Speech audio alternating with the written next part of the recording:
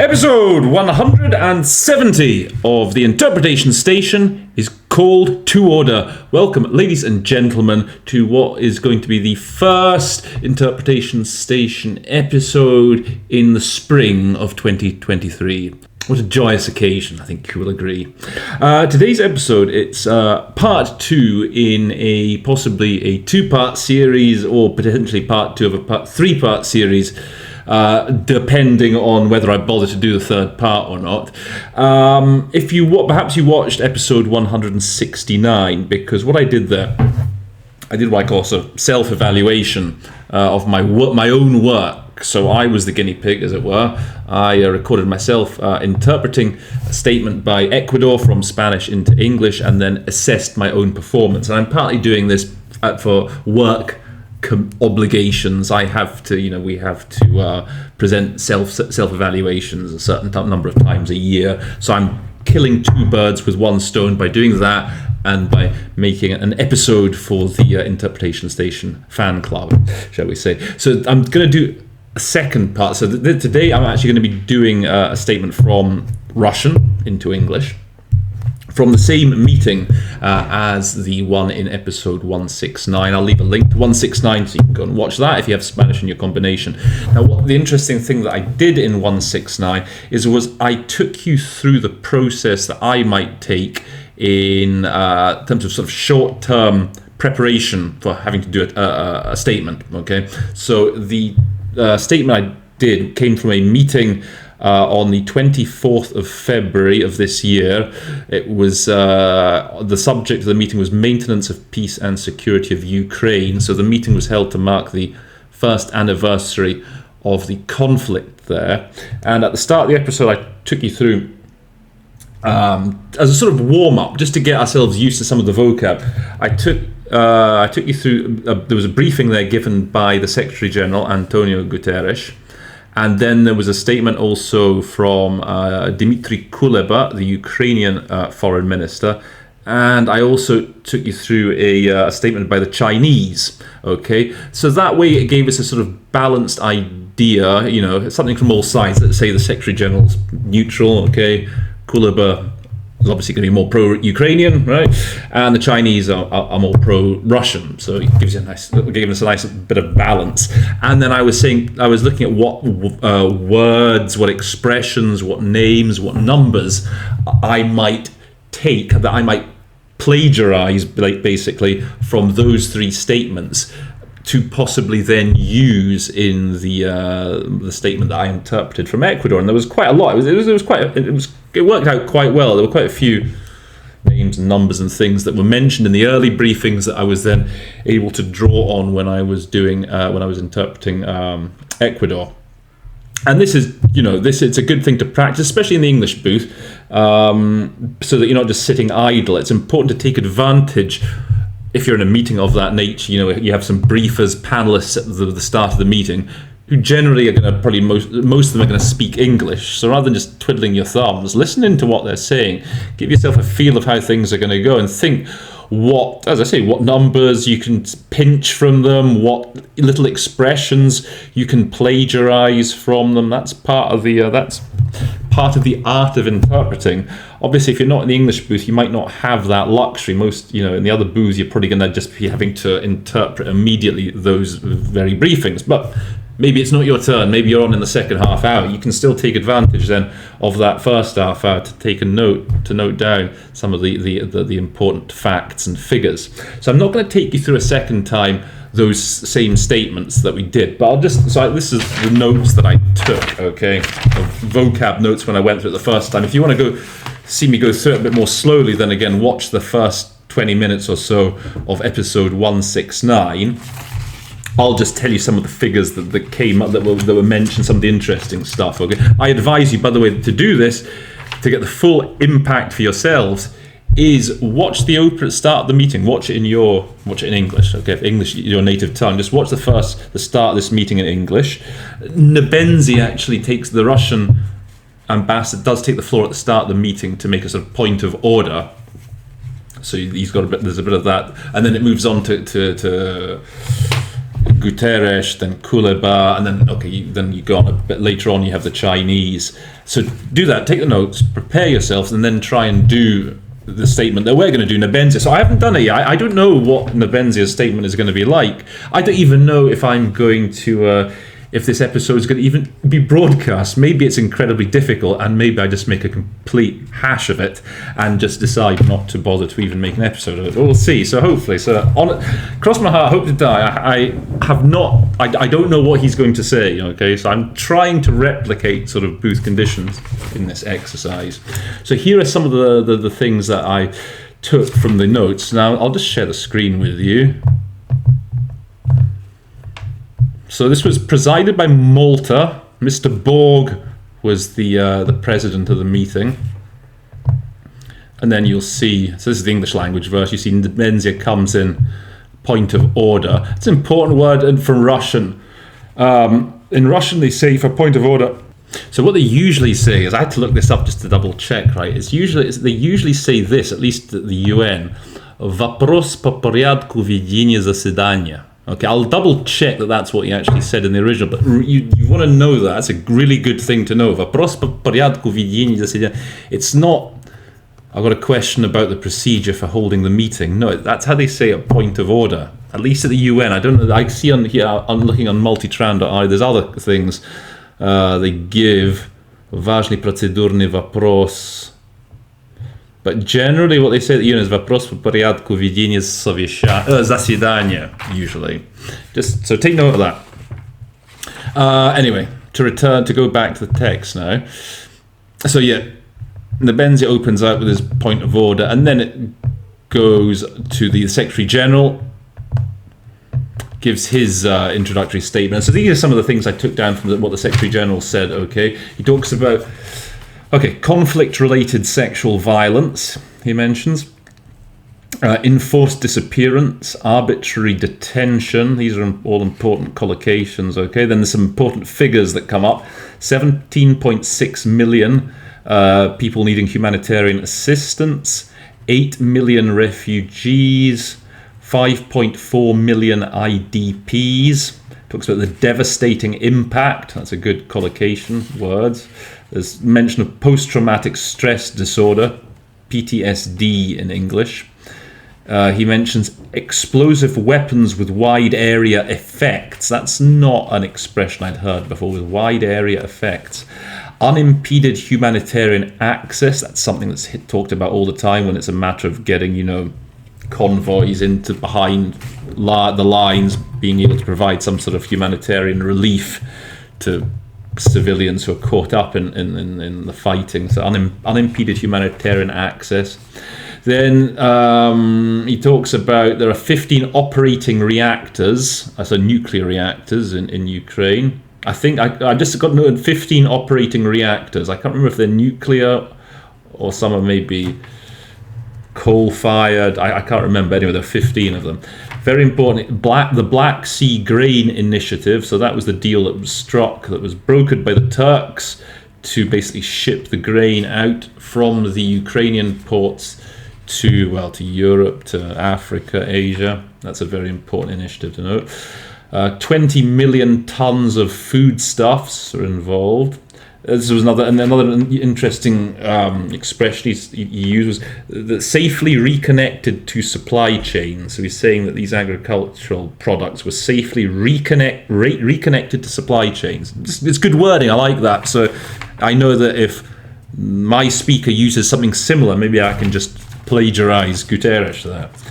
Fertilizer exports, ammonia. And then there's a couple of resolutions here. There's a GA resolution called GAES 11.6. I think that was the resolution that was passed in the General Assembly on that same day.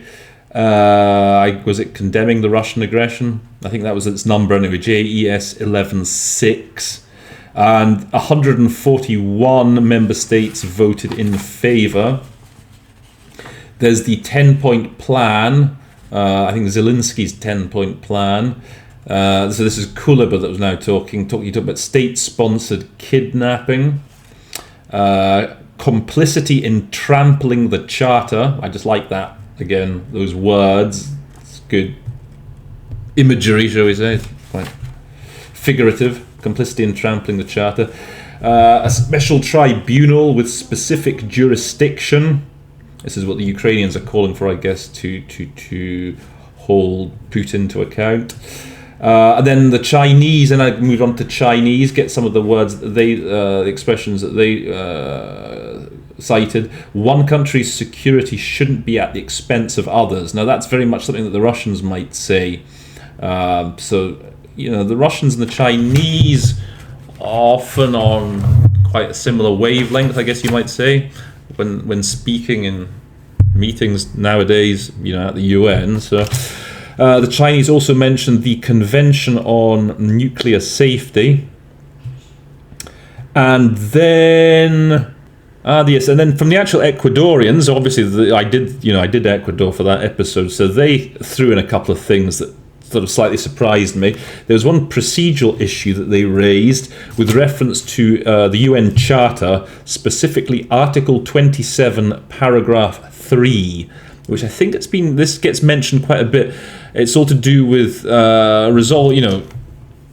settling disputes, okay, resolving, settling disputes, votes, okay, on situations or affecting international security, and basically how if there is a party directly involved, that party should basically abstain from voting in any votes to do with the situation in that territory. So what they were getting at was, I'll put up that resolution again, that article from the Charter, so you can see it. But I think they were suggesting that because Russia is a party to the conflict in Ukraine, that they should sort of refrain from participating in any votes on the situation in Ukraine.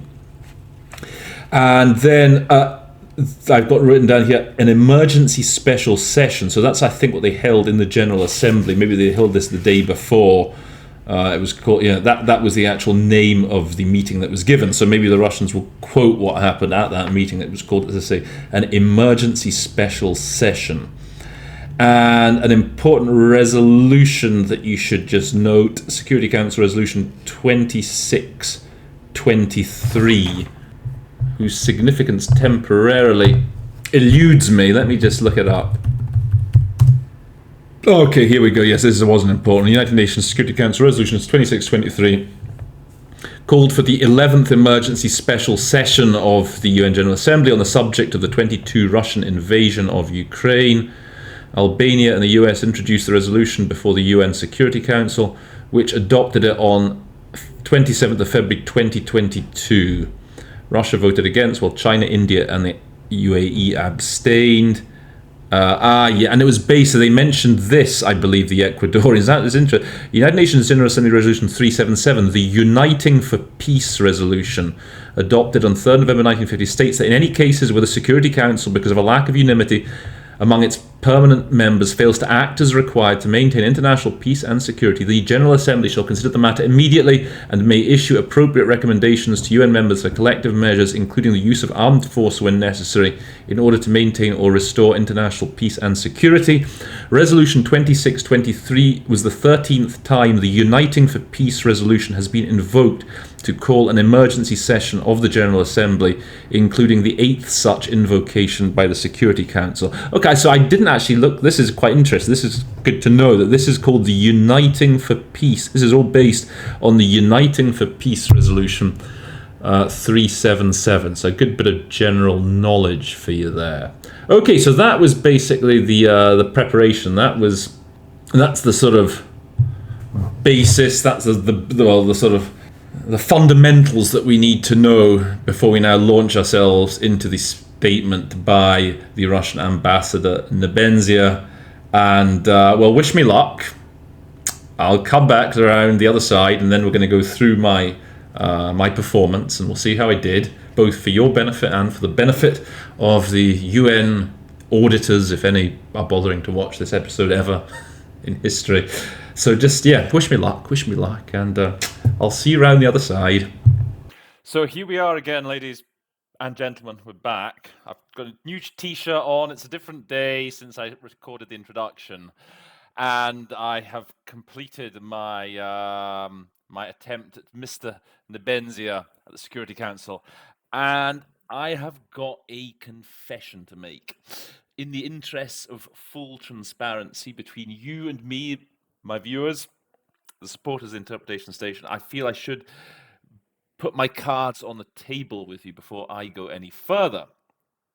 So I gave Mr. Nebenzia a try, okay, my first attempt, and it was really, really difficult. If you've listened to it already, you will know it's really tough, and I didn't really do justice to it, I don't think, in my first attempt. And then my first attempt, actually, I got about 3/4 of the way through, and I had problems. The file was corrupt, and it went down.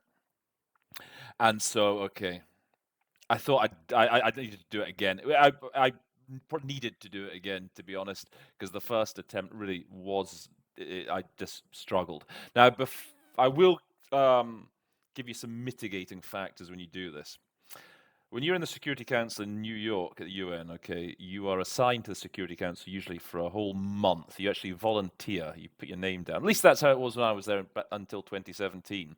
So every day you basically have a Security Council meeting, be it plenary, be it consultations. That's the really tough one, by the way, consultations, or the subsidiary bodies of the Security Council, like the counter-terrorist executive directorate, sanctions committees, that sort of thing. So for that month, you're fully into the what's going on around the world and the big issues. Especially, you're going to be following. If you're in the Security Council, you're going to be following events in Ukraine minutely. You're going to be watching all the news, you're going to be reading all the necessary articles, you're going to be reading all the Security Council, the latest of what's happening in the Security Council, for example, on that, it's a very good website I've given you, a very good source, securitycouncil.org, which gives you all the latest updates on what's happening with resolutions and so forth. So obviously I didn't have that. So the preparation I had was the previous episode that I did. So it's, as I told you at the start, it was reading the Secretary General's presentation, reading Kuleba, the Chinese, and then I did the Ecuadorian guy last time as well. But yeah, if I really struggled on that first time doing it. There were just gaps in my knowledge from not following it every day. Okay, where I am here in Geneva, yes, Ukraine does get discussed a lot, but not nearly in the same sort of detail you get there in New York. So I did it a second time. So so it's my second attempt that we're going to be breaking down. Other mitigating factors, I would say, or indeed exacerbating factors, depending on how you look at it. You'll see if you look at the video. So Nebenzia, he's got his microphone tilted at a very weird angle, and he's holding some papers there in front of him, which he's constantly shuffling. He's constantly fidgeting and shuffling. And because the microphone is pointing down towards the table, it's picking up all that noise as well of all the shuffling. So you end up losing quite a few critical words as he's going along. And he's a bit of a mumbler as a speaker. I'm not a big fan of his as I say, he mumbles a lot. I remember when I was there, it was his predecessor, Churkin, who was just, went really fast and all that, but his diction was perfect. This guy's diction's not quite as good. So, okay, I'm making up excuses to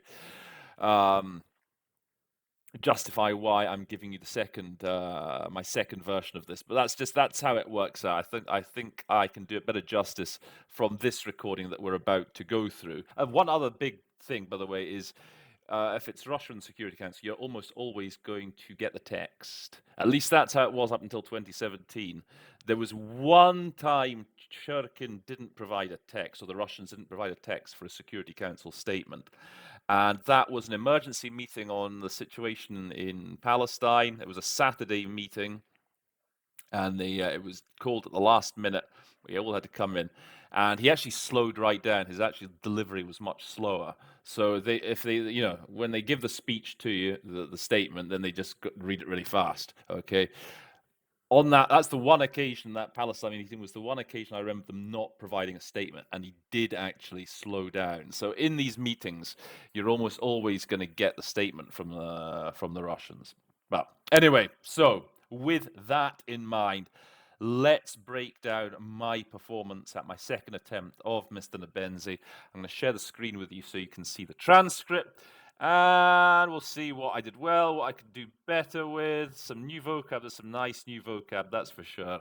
So here we go. Okay, so here we have it. This is the transcript. So I've taken this transcript from the Russian site, the site of the Russian mission to the UN in New York, Постоянное представительство Российской Федерации при ООН. I will link, as always, I'm going to link to the original statement and to the transcript. So I don't know if, see, in Switzerland we have access to this. I know that in a lot of countries they've cut off all these Russian government sites, but what I will do is I'll put the link to the UN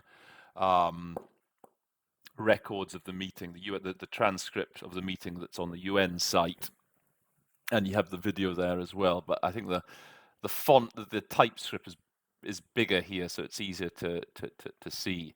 Okay, so let's see how I started then. I give the floor to the representative of the Russian Federation. Господин председатель, Thank you, President. сегодня завершается непростая A difficult week for the UN is ending, запомнится which will всем be recalled by информационной everyone for the шумихой и information, суетой, commotion устроенной and fuss Украиной kicked up и by ее западными Ukraine and спонсорами its Western по поводу sponsors годовщины over начала the anniversary России of the start специальной by военной Russia of операции the на special Украине. military operation in Ukraine. Okay, so when I did my first attempt, I thought I was quite pleased with my opening. This was more or less the same opening I gave the first time round, and there's some tricky words there, but I got through them well, and I thought, okay, so this is going okay actually. What's interesting here, this informaционной шумихой и суетой. So I said the commotion and the fuss. So I was quite pleased with those choice of words, and I got устроенной Украиной. I said, I could have. The collocation that kicked up by, in English, to kick up a fuss, to kick up a commotion, to kick up hysteria. That's a really good collocation to go with those two nouns, commotion and fuss. Western sponsors the anniversary of the start of the Russian special military operation in Ukraine. So, okay, this is a good start anyway. Именно судя по всему, By the looks к of этому things, свелся обещанный that's what it boiled down присутствующим to. сегодня здесь господином Кулебой еще в What январе Mr. Kuleba саммит мира promised на Нью-Йоркской about площадке. the peace summit in New York in January. Для анализа Okay. One other actually aggravating factor in this was you could also hear the English interpretation coming through quite a lot, and that was quite disconcerting as well when I was doing it. I should point, yeah, you'll notice if you try and do this. Судя по всему, by the looks of things is really the best way to do that in English. And already at this point, when this sentence kicked in, I thought this was a really hard sentence. This, к этому свелся, and then this, объявленный присутствием сегодня здесь господин Кулеба еще в январе саммит мира. Okay, that whole compound adjectival noun phrase, okay? So by the looks of things, and then obviously the verb comes in first, svielsa, okay? And it boiled down to. Okay, so again, change of format slightly just so that I can mark it up. How might I have done this the best? Okay, so by the looks of things, this is what was promised by Mr. Kuleba, who is here with us today in January at the Peace Summit in New York, has boiled down to, if you were going to put that in the best English. Okay, svielsa, boiled down to, come down to. Okay, very tricky. To put that, just the syntax there makes it very awkward. Okay, ladies and gentlemen, please do not adjust your sets. It's just me again, okay? And I'm just commenting on my own commentary of yesterday. This is now the day 3 of me producing this episode, right? So this episode, this sentence here, it's almost given me sleepless nights. Not quite, but almost, right? And I've been going over in my head, what is the the best solution in English for this expression, "Ketemu svelsa," that leaves your options open. And upon thinking about it for a good 24 hours now, I reckon that perhaps if you say, this was the end result of, or this was the upshot of, and then it kind of leaves it open, then you can go either be a positive thing or a negative thing, because when you hear that svelsia, you don't know if it's how bad it's going to be. Usually it's on the sort of negative side. It sort of indicates that whatever it was that svelsa is going to be a sort of bad thing. So I think in English, the best thing to say here would have been, this was the end result of what was promised by Mr. Kuleba, who's with us here today, back in January at the Peace Summit in New York. Because the problem here is also you've got all these whats coming in, because you might, this is what was promised by Mr. Kuleba boiled down to. If you're going to do it that way, you just drown in a sea of whats. All right, so I think that might work as a good basic go-to solution, versatile solution. This was the upshot of, or this was the end result of. Okay. Also, when you're doing this, again, perhaps I should have. There's so many things you can drop. Throughout the statement, right? There's all these little asides, these little sub-clauses. This bit about присутствующий сегодня здесь. Okay, about Kuleba. You don't really need it here. You could just say this was the upshot of what Mr. Kuleba promised at the Peace Summit in New York, even the Yishuv Yanvari, okay, back in January.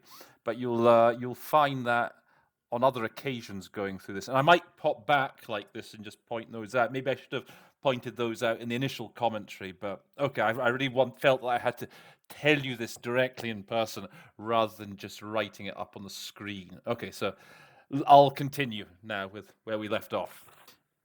Сказанного за эту неделю нашими бывшими западными партнерами можно было бы без преувеличения созвать целую политологическую конференцию. Возможно, так впоследствии. Okay. Без преувеличения, okay, without exaggeration. This sentence I did okay. Sozvat, okay.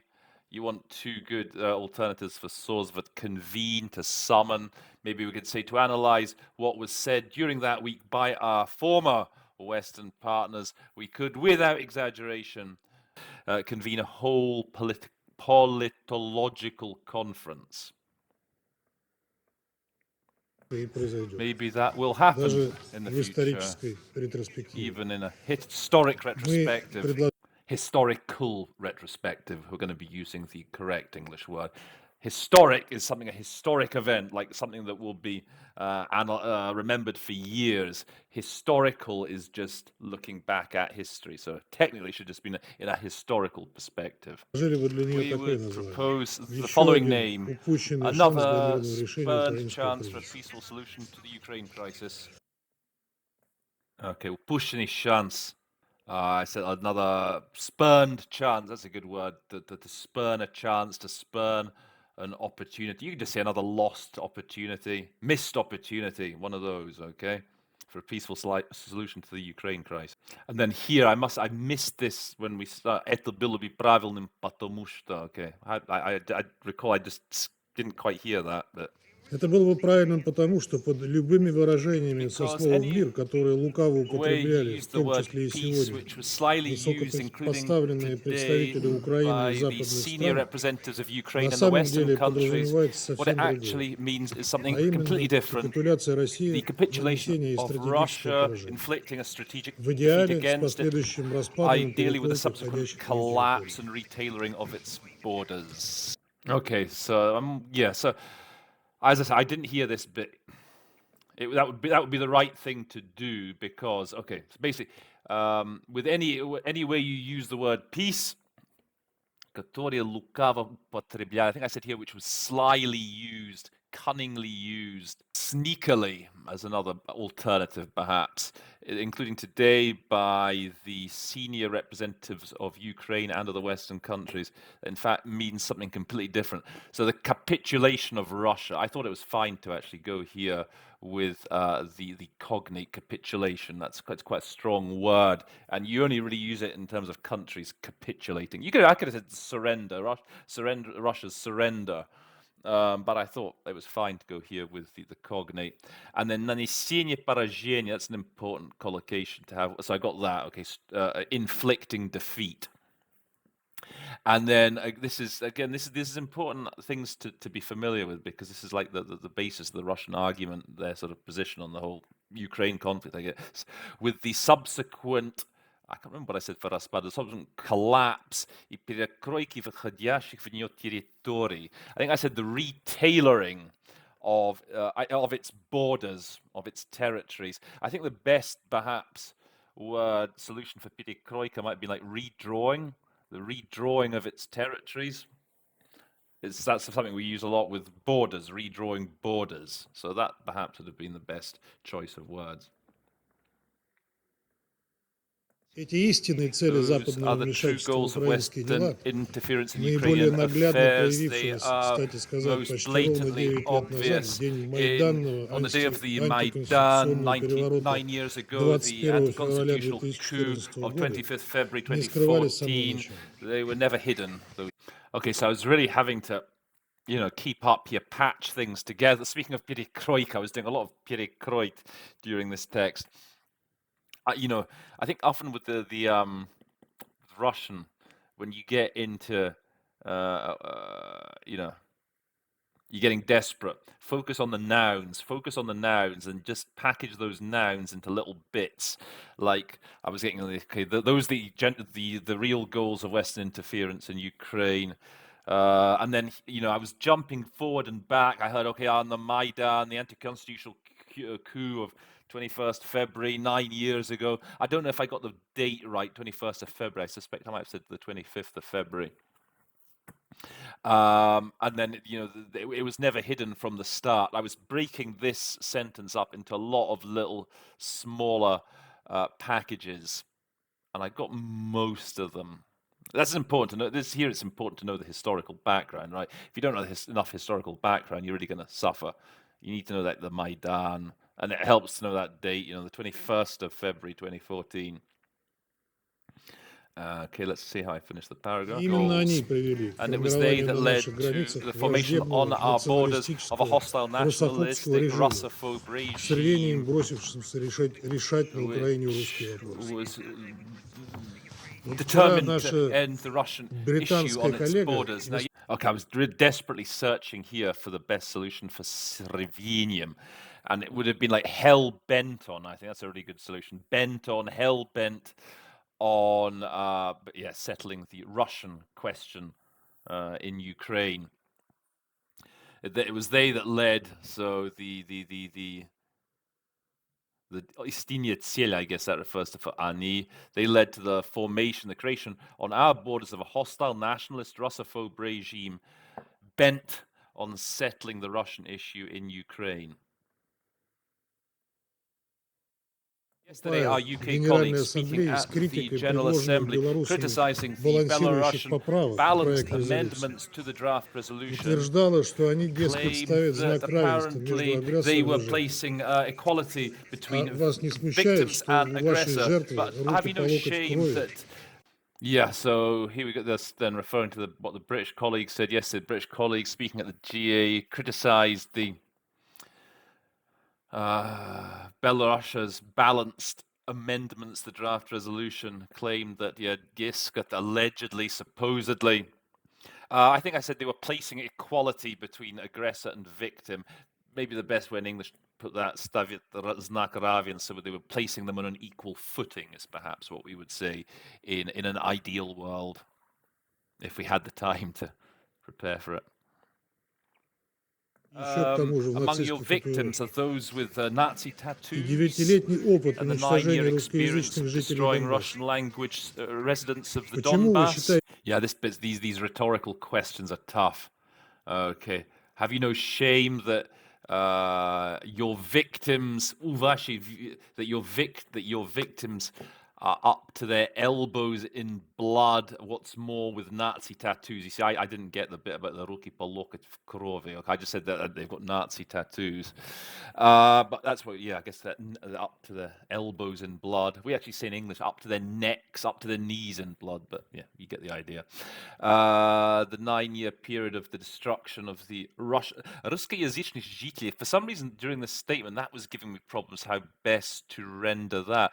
I think the best way would have actually just been Russian speakers, destroying Russian speakers in the Donbass. That would be the most succinct solution, perhaps. Yeah, it troubled me, that expression, throughout.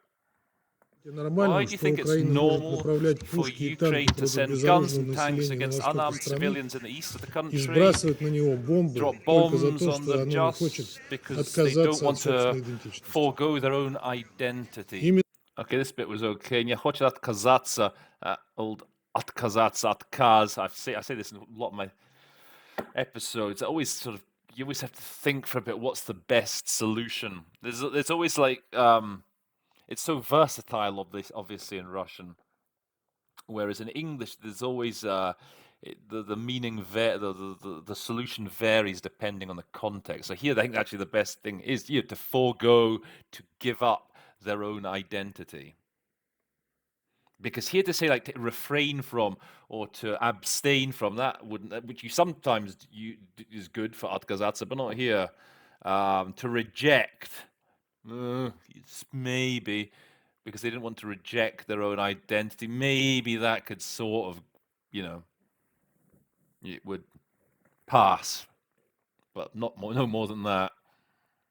Именно так киевский режим поступил летом 2014 года, и именно тогда разгорелся внутриукраинский вооруженный конфликт. Вы считаете, что мы должны были мириться с этой ситуацией?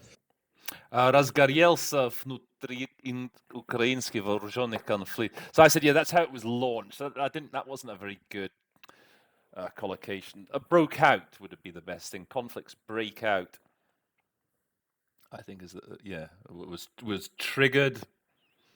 Yeah. And then here, I've got to say, I think I said to come to terms, мириться с этой ситуацией. I heard actually the English interpreter saying, I think she said resign. Were they just meant to resign them? Were we meant to just resign ourselves to that situation? I thought that was a very good solution, to resign us, to resign yourself to a situation. Позвольте вам напомнить, что свою агрессию против Югославии блок НАТО обосновал кампанией террора, необходимостью того, чтобы косовары жили в безопасности и на равноправной основе пользовались бы универсальными правами человека и свободами. Это цитата из заявления НАТО 23 апреля 1999 года. Okay, yes, he's getting very fast here. I think I more or less got this. Let me remind you that their aggression against Yugoslavia, NATO обосновывал кампании террора. They based their aggression on a campaign of terror and the need for the Kosovars to live in security and on an equal footing. To enjoy universal human rights and freedoms. Again, this will be a very common argument that the Russians will put forward, comparing the situation as it was in Yugoslavia with what it is now in Ukraine. So it's important to be familiar, actually. Again, it's very important. If you can understand where the arguments that Russia are putting forward come from, it's so much easier then to be able to render it when you're interpreting. You can almost sometimes just switch off for a bit from the specific words, and you can almost put it into your own words what the situation is. Which, I mean, don't get me wrong, you shouldn't paraphrase, you should avoid paraphrasing, but sometimes in a statement like this, the speed this guy's going, the density of information that's coming out, here it's kind of forgivable on occasion. Получается, что вы и другие ваши коллеги отказываете русскоязычным украинцам в универсальных правах и свободах, если представляете напавшую на них киевскую власть жертву. и умалчиваете про кампанию террора, которая была and you против hush up развязана. the campaign of terror that was Для unleashed нас же against them. совершенно I didn't catch that. Okay, so I just said maybe. So it turns out that you and your other colleagues refuse to Russian-speaking Ukrainians their universal rights and freedoms if you present the Kiev authorities who attacked them as the victim. Very difficult. So yeah, that bit just passed me by. Умалчиваете, maybe you could just say you stay silent, you hush up, you maybe if you've got nothing better comes to mind, you ignore the campaign of terror that was развязан. Okay, good. So I did a good solution here, unleashed, that was unleashed against them. For us, очевидно, it's что patently clear Украина никакая не that жертва, Ukraine is no потому что если бы victim, она because if it при вашем was попустительстве with не пошла бы your войной на жителей acquiescence, there would be Донецка и no war Луганска, launched а against the residents прислушалась of бы к ним Donbass and и Lugansk. Rather, услышала they их would have чаяние, heeded them. They would have heard, listened to their никакой нашей aspirations. специальной военной No операции не special потребовалось. military operation would have Да been и needed. Крым Okay, this isn't too bad here. Yeah, I like how I got privation pustitelь with your acquiescence, like as in sight, with your sort of tacit agreement. Again, you could say here with your complicity. I was trying to remember. I knew there was another word with co as well. With your connivance, I guess would work here as well for privation papustitelь. Again, that's a. You want something though. You want to take note of that expression. That's something the Russians use a lot. Okay, I think what I said was good with your acquiescence. Have a couple of solutions there. So there'd be no war on the residents of Donetsk and Lugansk. Here I could have probably just said on the Donbass. Under these circumstances, just as a shortcut, you could probably just say the residents of the Donbass, if it's easier to say than the residents of Donetsk and Lugansk. Прислушаться к ним, to heed, if you'd heeded them. That's what I said. That's a good word for прислушиваться. If you'd taken on услышали, if you'd taken on board their aspirations, perhaps you could also say in English. But yeah, I mean, if you just say if you'd heeded them, heeded their aspirations, that no SVO would have been needed. I don't know if you can just call it an SMO, a special military operation. I don't know if they're using that as an acronym. They should, perhaps. And наверное, Crimea остался в probably составе would have Украины, stayed within ведь Ukraine. крымчане сделали выбор в пользу России, Crimeans chose in в favor of пользу Russia, воссоединения с in Россией favor только of после того, как unification with услышали Russia only прямые угрозы after от новой they киевской heard власти. direct threats coming from the new Kiev authorities. Yeah, more or less got through that bit about Crimea without too much damage to my reputation. Пользуясь I участием take the сегодняшнего opportunity that заседания today's госпожи meeting Коломна we и have госпожи Бербак, Madam Kolana and я хочу поднять Berbok. еще одну I want to крайне raise one неудобную с other very некоторых пор для наших западных коллег uncomfortable тему – matter Минские for our соглашения. Western colleagues, the Minsk Мы Accords. Okay, so then he refers to the presence at the meeting here of Madame Colonna and Madame Baerbock. Now, I must admit, I didn't know who Madame Colonna was. Again, when you work in New York, you run into these foreign ministers a lot more than you do in Geneva. And so I must hold my hands up and say, I didn't know that she was the French foreign minister. Well, I do know. I do know. I had heard of Baerbock, the German foreign minister. So I did recognize her name. But there you go, there you go. And it's always a bit tricky when the Russian, okay, pulses участием. I want to take this opportunity. But it's funny how it's phrased in Russian, isn't it? Since Madame Colonna and Madame Baerbock are here is probably how you would best say that in English.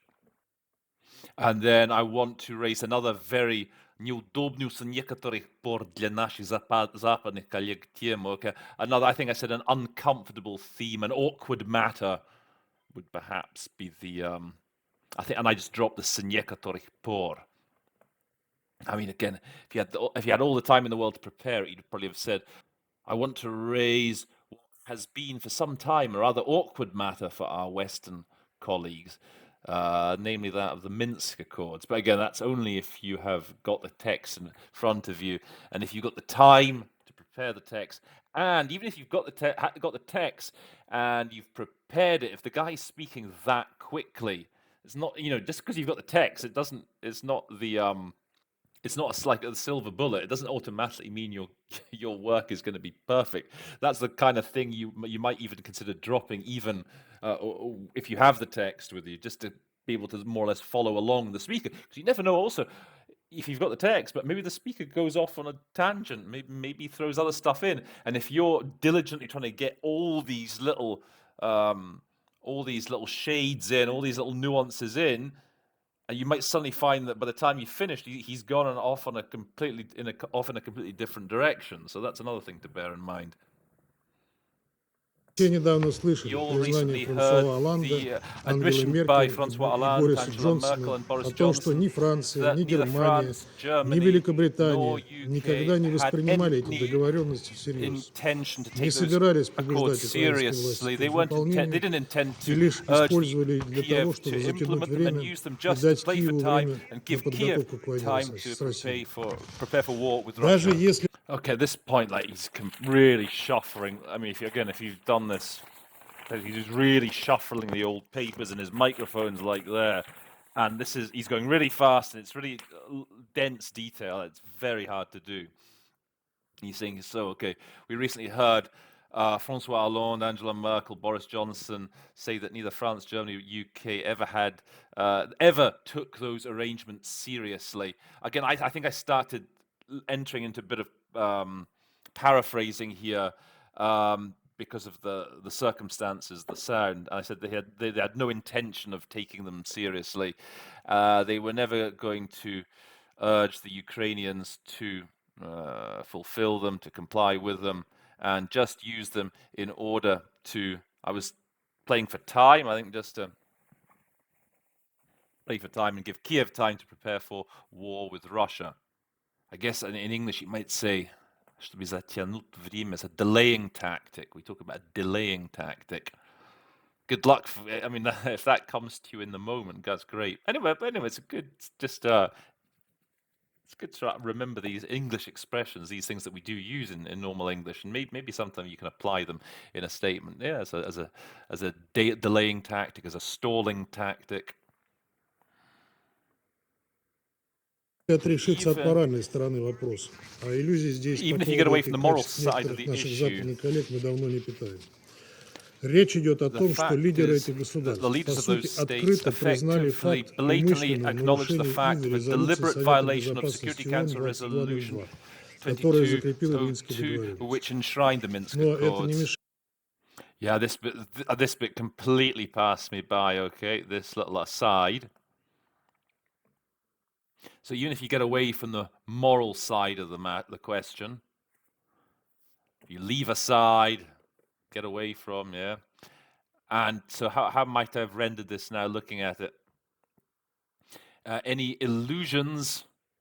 It's a good chance when a Russian clause starts with a genitive, if you can spot the genitive, that it's going to be like in the negative.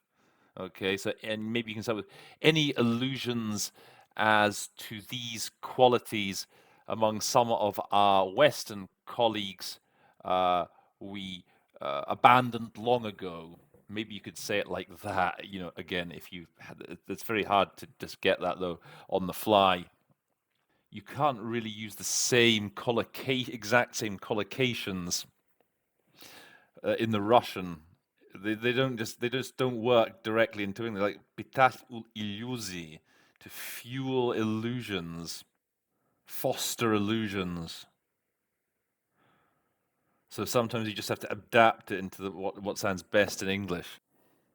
Harbor, or maybe you harbor illusions, don't you? Harbor, maybe. Any illusions as to these qualities among our Western colleagues we stopped harboring long ago. So there you go. Okay, so the fact is the leaders of these states openly acknowledged the deliberate violation by them of Resolution 2202 that enshrined, or that formalized, if you want a synonym for Zakrepila, the Minsk Accords. But that doesn't stop the ministers of foreign affairs of those same states today to speak in the council with criticism of other members. С нотациями. I don't know if that's got a particular shade of meaning to it. Again, I did not hear the English interpretation saying lecturing other members. That sounded quite nice. I think I said just criticizing other members. Obviously, it's got some sort of there's obviously a slight involved, a slight, S-L-E-I-G-H-T. Okay. But I quite like what I heard. They're coming over through the microphone, lecturing other members. Кроме того, заезженным штампом последней недели, появившимся намного ранее, стало утверждение о том, что если Россия прекратит военные действия, не будет войны. А если это сделает Украина, не будет Украины. Звучит красиво, но абсолютно лживо. Скажите, где, когда и от... This bit's really tough. This bit I lost, as you can tell. I was first all thrown by this expression, заезженным штампом. Okay, so I've been forced to cheat a little bit and look at the Russian version of the official Russian translation into English of Nebenzia's statement. And so that bit, this заезженным штампом, it says, in the past week, the West has overused the cliche that had been around for some time already. The phrase goes as follows. So this заезженным штампом overused the cliche. There you go. A hackneyed cliche, we might. I mean, a cliche is already hackneyed, but that's a sort of collocation that would go together. And that cliche is that that if Russia ends hostilities, if Russia stops fighting, perhaps would be the best, most succinct way of saying that. If Russia stops fighting, there'll be no war. But if Ukraine does, there'll be no Ukraine. Sounds nice, but a complete lie. That is probably the best way of rendering that. Вы услышали, что целью нашей военной операции является уничтожение Украины, ее деукраинизация. Мы никогда таких целей... De-Ukrainization into de-Ukrainify it. I think that sounds better in English than de-Ukrainize it. Minor point. Okay, by the way, just so, yeah, I did miss this bit, okay, this first sentence. You just got to keep going, okay? Don't give up, okay? You just keep going. And then by the time I'd sort of said, where did you hear that the goal of our operation was to destroy Ukraine, to de-Ukrainify it? That more or less, sums up with that bit that I missed, okay? So it's just an important small thing. You've got to keep going under these circumstances. Never declared any such goals. We have always called for, together with us, as was before, that we should have a friendly neighbor that doesn't threaten us, doesn't discriminate, and does not seek to glorify Nazism. Okay, that's not too bad, yeah. Doesn't seek to glorify возрождение, I guess, doesn't try to revive Nazism.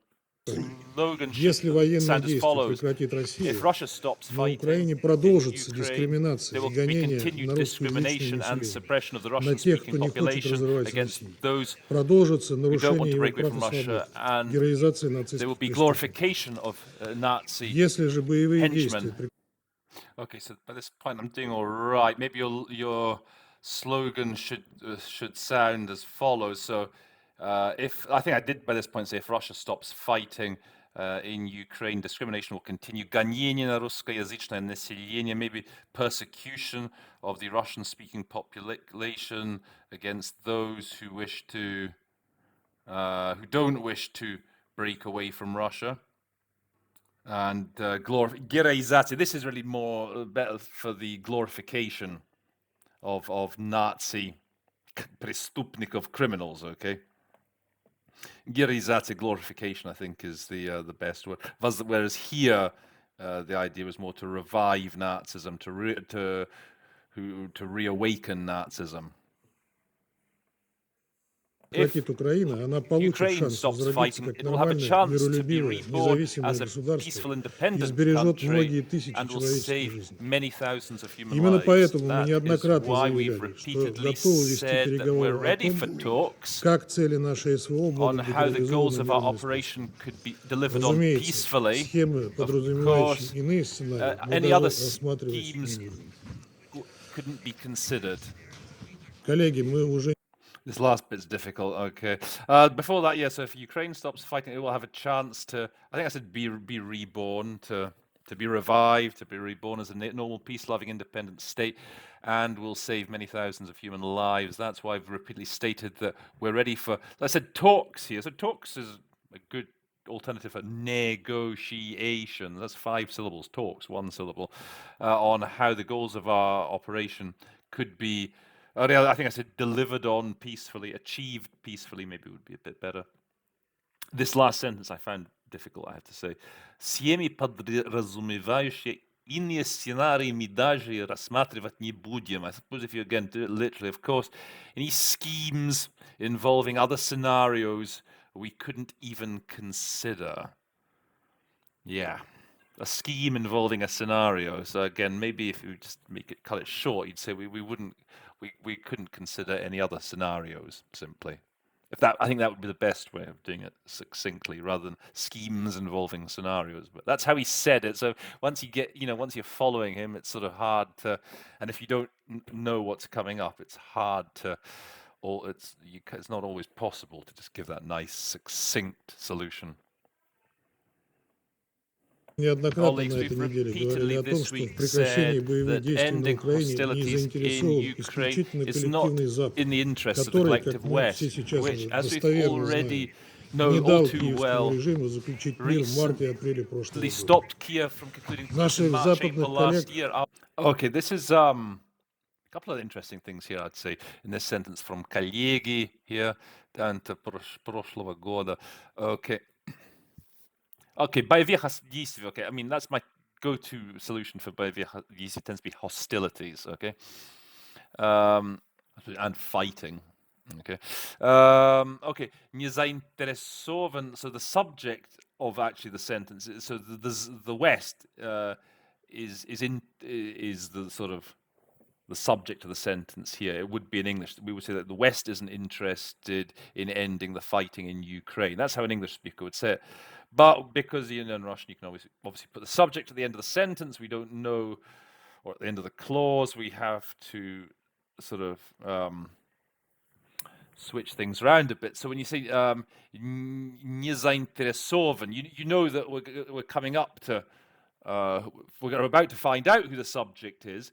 Now, either we can just memorize the being interested in and wait for him to say, that ending the fighting in Ukraine is not something the West is interested in, or you flip it and say, like I did there, ending the fighting in Ukraine is not in the interests of the collective West. So you need to be able to use those sort of expressions to flip them around when going from Russian into English. As we уже достоверно знаем. I mean, again, the way they say it in Russian, if you were to render it word for word, we know reliably. Again, in English, would we say that? That's why I just sort of, again, I momentarily stepped back and said, as we know all too well. That's what an English speaker says, okay? And then here, не дал киевскому режиму заключить мир в марте-апреле прошлого года. So again, I just stepped away a little bit, and because I know what he's referring to, because they say that in March and April there was a peace deal ready to go. I think it was brokered perhaps by Turkey, or also the Israeli Prime Minister Naftali Bennett is meant to have been very much involved in, and it looked like it was ready to go. And then, as I understand it, then Boris Johnson vetoed the idea. Again, I'm not giving any judgment here on exactly what. That's just what, to my knowledge, is what is reported to have happened. I don't know if that's the reality or not. I'm not here to discuss the reality. I'm just merely here to render Mr. Nebenzia's statement.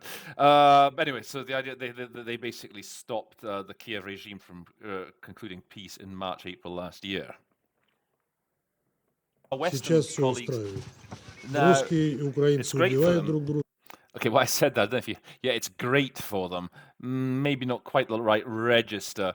I mean, for this наши западных коллег, so maybe I should, I want to say this suits our Western colleagues just fine. Ukrainians and Russians are killing Западные each оборонные other. концерны The получают Western баснословные military прибыли companies и are полигон для raking in the испытания нового profits, a оружия. testing ground for testing out new НАТО, weapons. избавляясь от старого NATO оружия, has got потихоньку rid of its old weapons перевооружается. arsenals and is Ну а quietly Вашингтон rearming. заодно Again, something similar here. I'm quite pleased. Okay, I said what did I say. Okay, this suits our Western colleagues down to the ground. An English speaker would probably say, but yeah, okay. Russians and Ukrainians are killing each other. Western оборонные концерны. Okay, defense concerns. Again, I stepped away. I think I said Western military companies получают баснословные прибыли. So I said they're raking in the profits. Okay, we just phrase it slightly differently to how the Russians would say. The Russians, and literally, it's like the defense concerns are receiving unprecedented profits. What's actually the word they give for баснословные? Yeah, so it says here on multi-trend баснословная прибыль. Mega profits, fantastic profits, huge profits. But yeah, in English we like verbs. In my first week working in New York in 2009, I remember I worked with the former head of the English booth. He's called Stephen Pearl. I think it was one of his last meetings there at the UN in New York about 2009.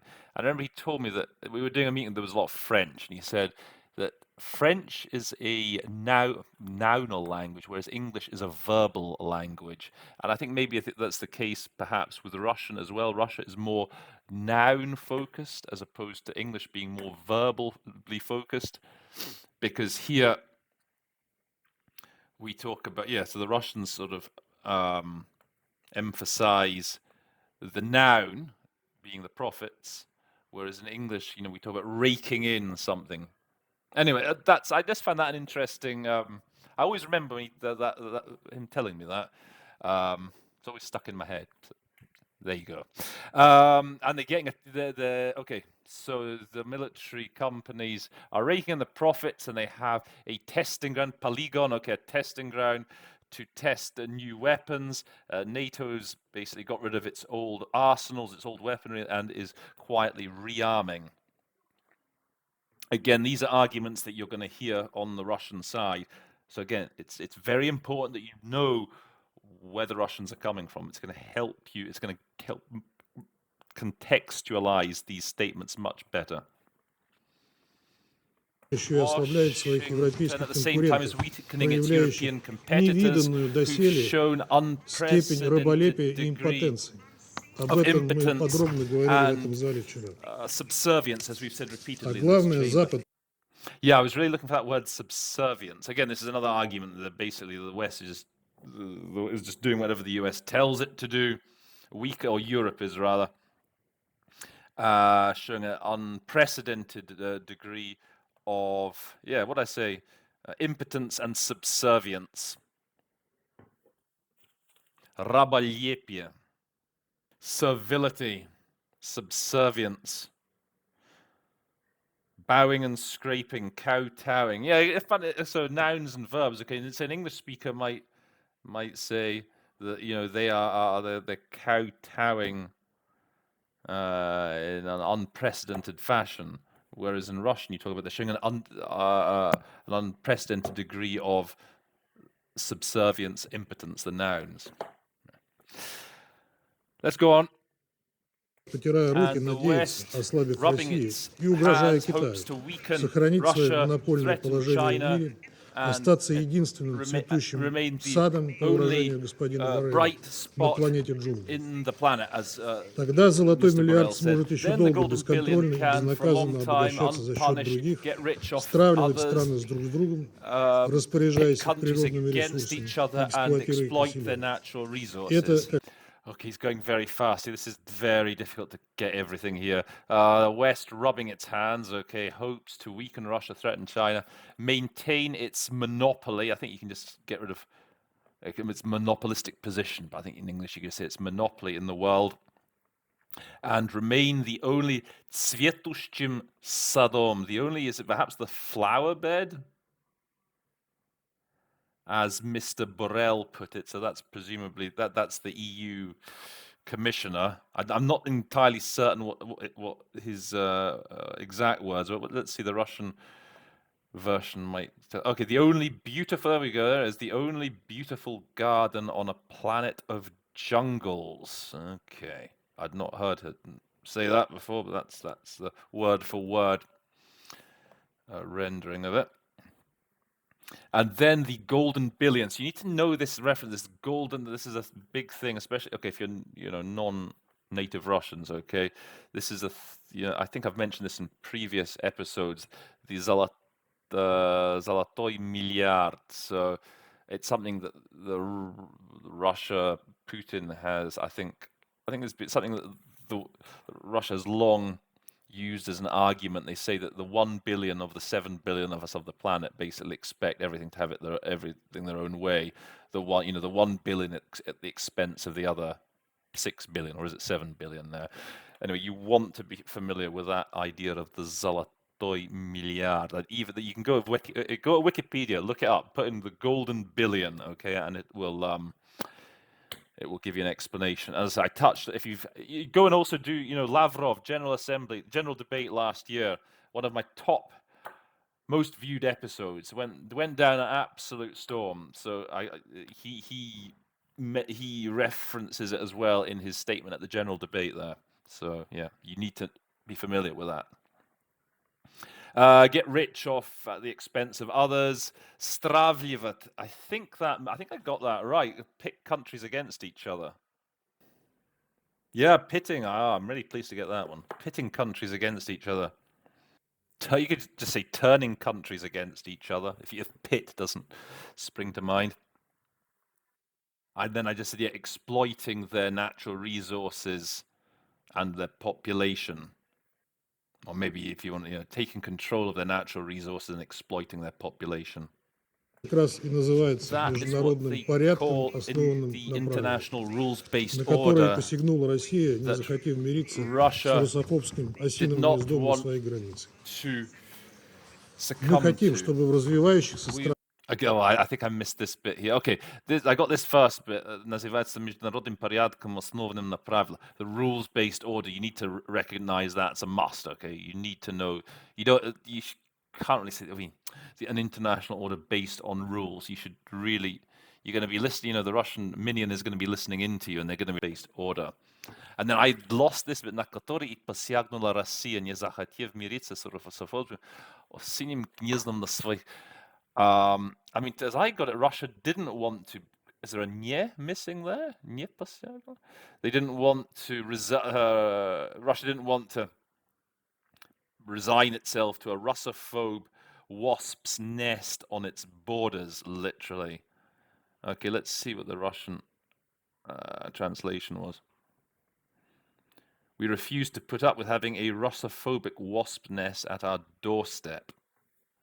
Yeah, maybe the best way, посягнула. Yeah, okay, so it's Russia that is basically saying no to it, isn't it? That Russia, I think I said rejected, that Russia objected to.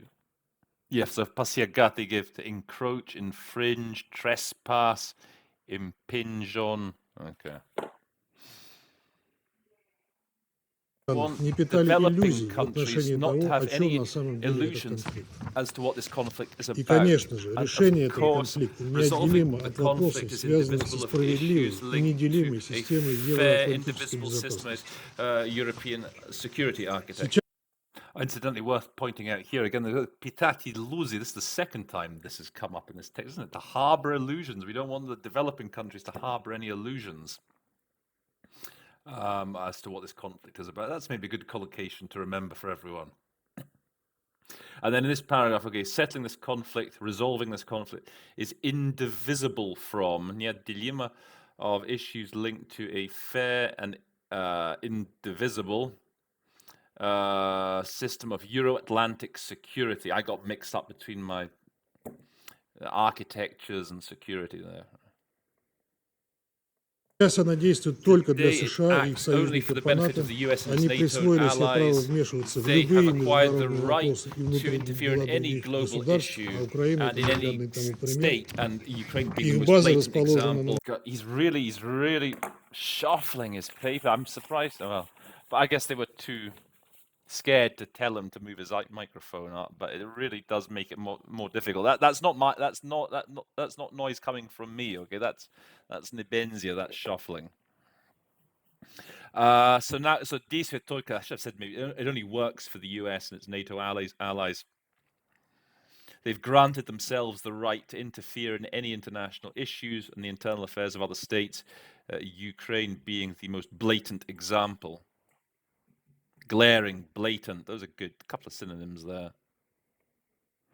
Наши границы, в They've нарушение deployed ключевых bases on our пониманий borders. окончивших They've эпоху violated холодной войны. understandings reached at the end of the Cold Западные War. лидеры обманули нас Western тогда leaders have и fooled us хотят back продолжать then, and they want to обманывать нас и continue to сейчас, fool us now, ставя в абсолют право НАТО giving themselves бесконтрольно расширяться. absolute right for NATO to И keep пытаясь extending, забалтывать and весь they мир try рассказами о том, to как fool много the rest of денег the они world on тратят how much на цели money they развития, are как это spending on только что сделал development goals, госсекретарь Блинкен. as Mr. Blinken just did. Хочу вам напомнить, Okay, long sentence here, not easy. So their bases are deployed on our borders in violation of key understandings reached at the end of the Cold War. Again, you need the historical background here. The sort of promise that James Baker is alleged to have given to Gorbachev that NATO wouldn't move an inch east if the Cold War ended. You need to... I don't know if that's... Again, I don't know if that's gospel truth or not. That is the story, that James Baker promised that NATO wouldn't move an inch east. It was never written down, I believe. I don't think it was ever written down, but lots of people seem to agree that is what was said.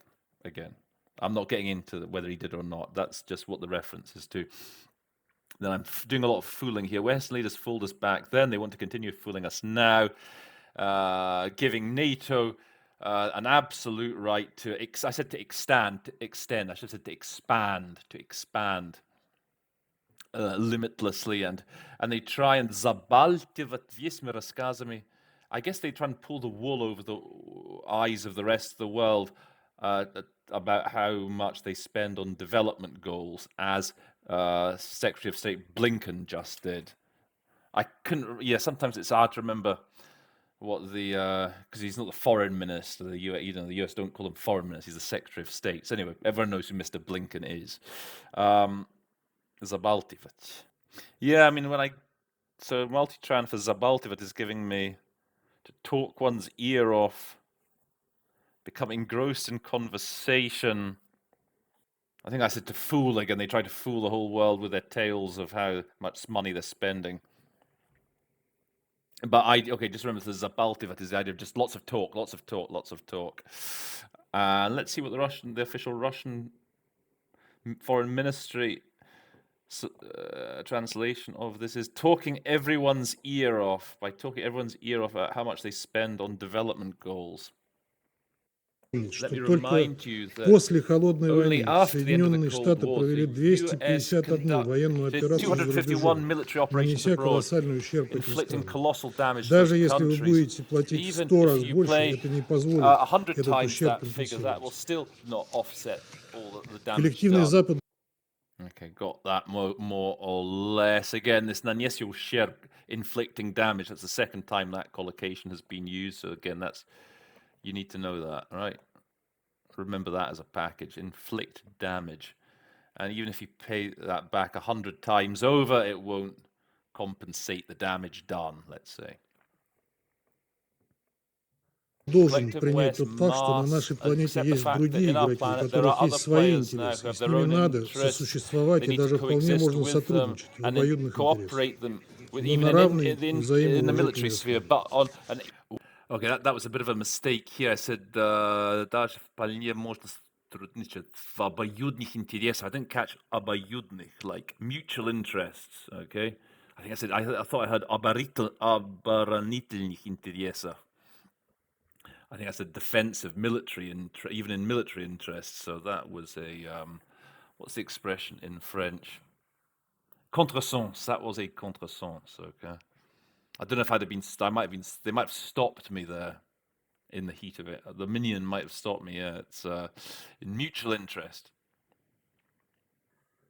Однополярный мир остался в прошлом, и в наших общих интересах, чтобы переход к миру многополярному произошел с наименьшими потрясениями. Хочется верить, что украинским кризисом горячая фаза этой перехода и ограничится. Вот на самом деле, как должен выглядеть настоящий разговор о мире. Yeah, this bit is tough. This is so okay. The unipolar world is a thing of the past. Okay, so again, I stepped back a little bit from the original Russian, because that's what we say in English, right? It's a thing of the past, and it's in all our interests that the transition to a multipolar world should take place. So najmniejszymi потрясениями, so upheavals is my sort of go-to solution for потрясения, with as few upheavals as possible. What he's basically saying is, let's hope that the Ukrainian crisis is the hot phase of that transition and will be limited. I didn't get the ограничиться, which is quite an important word to get. So basically the idea being, okay, let's hope this is as bad as it gets, and that things won't get any worse, is what he's saying. How true conversations about peace should look, even at the UN, and the sooner that starts, Мы пытались его начать накануне начала СВО в конце 2021 года, но Запад все наши предложения о таком диалоге высокомерно отверг. Платился за это в итоге украинский народ. Okay, so yeah, in fact, that's how a real conversation about peace should look, including possibly at the UN. The sooner they start, the better. Now, okay, I lost the year here. I think maybe we tried to start Yevo Nachat, so Yevo refers, I guess, to the Razgovor. We tried to start this on the eve of the start, before the start of the special military operation at the end of 2021. But the West все наши предложения о таком диалоге высокомерно отверг. So I think again this has come up in more recent episodes. I think again maybe Lavrov used the exact same formulation in the statement at the General Assembly. Just brushed them aside. Okay, the West he's saying that the West just ignored all Russia's sort of proposals for dialogue. They haughtily, I mean, you could say they haughtily rejected it. They condescendingly rejected it. And it's the Ukrainian people who has to pay for this in the end. That the Kiev regime is happily sacrificed for the benefit of Western geopolitical interests. Принес в жертву, I'm quite okay, sacrifice. I think that's, they happily, с радостью принес в жертву, they happily sacrificed them for the Western geopolitical interests. We welcome the sincere efforts towards peace, such as the Chinese proposal. Выбор за нашими бывшими западными партнерами, прежде всего Вашингтоном. Yeah, на предложение Китая. You want to be familiar with that, that Chinese peace proposal. I think that's a 10-point peace proposal as well, and I have a feeling that the Russians will probably reference it a lot in their statements generally, so it's good to have a basic knowledge of what that Chinese peace proposal entails. That's my advice to you. Go and look it up on Wikipedia. Понятно, что после всего того, что мы о вас узнали за этот год, после безграничной и отвратительной русофобии и попыток отменить Россию, после поставленных режиму Зеленскому вооружений, убивавших мирных женщин, детей и стариков на Донбассе, после вашей украинской авантюры с попыткой создать нам проблемы на наших границах, наши отношения уже не будут прежними. Мы больше не... Oh, Jesus, these long, rambling sentences are really hard to follow, okay. Our former Western partners, it's interesting how we're talking about the бывшими западными партнерами now. It's clear that after everything that we've learned this year, after the безграничный, I'd say, I think I said uncontrolled. I think I skipped that actually when I was interpreting. Отвратительный Russophobia, I said, what did I say? Repulsive, repugnant, despicable, deplorable. Lots of good synonyms there for that word, отвратительно. And the attempts to cancel Russia. I think this is like maybe a reference to the cancel culture, to cancel Russia, after supplying the Zelensky regime with weapons that killed peaceful women, children, elderly in the Donbass, after your Ukrainian adventure attempting to create problems for us on our own borders, our relations will will never be the same as they were before. Не верим вашим We словам, will и no longer вернуть believe наше your доверие words, будет and непросто, restoring our если trust will be вообще возможно. difficult, if at all possible. Здесь важны не слова, а Here, дела. what matters Но are not попытаться words but сделать это в actions, ваших but trying to интересах. do that is in your Пока вы лишь interests. усугубляете For ситуацию, now, as продолжая long as you накачивать киевский режим compound the оружием situation, и pump помогая ему на поле Kiev боя. with weapons, И and пока help вы it on the нам battlefield. не оставляете... Okay, yeah, we no longer believe you. And restoring trust will be difficult, if not impossible, if at all possible. What matters? Okay, jest ważny. You know, that's a good, if you hear that, you just say what matters, what's important are not words, but actions. Again, the Russians, that's a kind of cliche they always use. But doing that is in your interests. For now, all you're doing is you're worsening, I said compounding the situation, exacerbating the situation. You continue, again, this wording is used very frequently. Nakачивать киевский режим оружием, okay? And the Russians always say they're pumping the Kiev regime with weapons. To be honest, in English, we wouldn't really say that. I think you keep funneling weapons to the Kiev regime. I think that's the most natural English way of rendering that idea. Although, again, if you'd say pump, I don't think the Russians would stop you, because that seems to be their favored imagery, if you like. So, yeah, to pump weapons to them, to funnel weapons to them, and to help them on the battlefield. And as long as you leave us no option, what does he say? Иных вариантов, Then you leave кроме us no как устранить option other исходящие than для to России с территории remove Украины угрозы the threat военным путем. from Ukraine on its borders by Задумайтесь об military этом, когда means. будет... Yeah, okay. You leave us no option other than to remove I think you have to wait to hear to remove what's going to be removed, the ugrozy, the threat coming from Ukraine by military means. Finish. Have a think about выдумывать that новые when you антироссийские come up with инициативы на new площадке anti-Russian ООН initiatives и in выдавать the их за UN свидетельство and поддержки Украины в мире. and Благодарю вас. put them forward as attempts to help establish peace in Ukraine. Even this last sentence is a bit tricky. I'll tell you what, if I'd got the statement, remember the tip, okay? Always remember you want to, if you've had time to prepare the start, the first paragraph, so that everything starts well, and prepare the final paragraph so that at least you finish on a high. So how might I best have rendered this? So задумайтесь об этом, have a think about that, think that over.